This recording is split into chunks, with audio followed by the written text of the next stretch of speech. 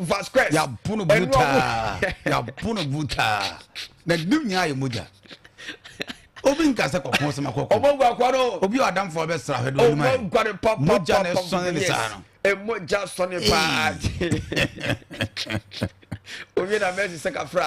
Kafra. Ato Messi kwa hwene ni. Yes, kwa moja plan do. Was it is part of the game? Part of the game. Yes, yes. What Messi? Because you can skate in the community council. Et you got a channel. But me first see. And then Wednesday. And then 2:30. And you na teachers some more. And so at your Pia. And so at me I come out. Mr. Operi Boachi Frederick. And your fist no. And so na just say on a torso. Na Pia. And so at me I come out. Bugatti.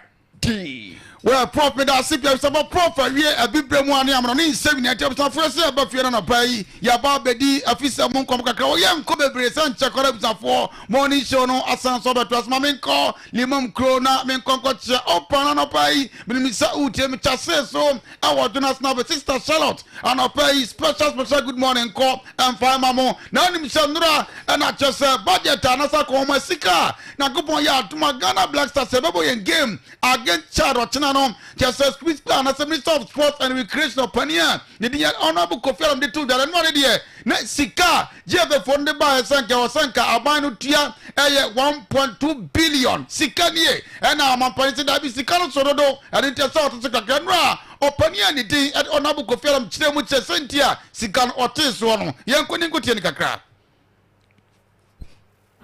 Then, of course, sometimes facilities that you use for training, you pay, unless we are in Ghana here. If you go to any other country, the pitch you use for training is not for free, we pay. Then we have bonuses, the almighty bonus payment for winnings. We also spend on that.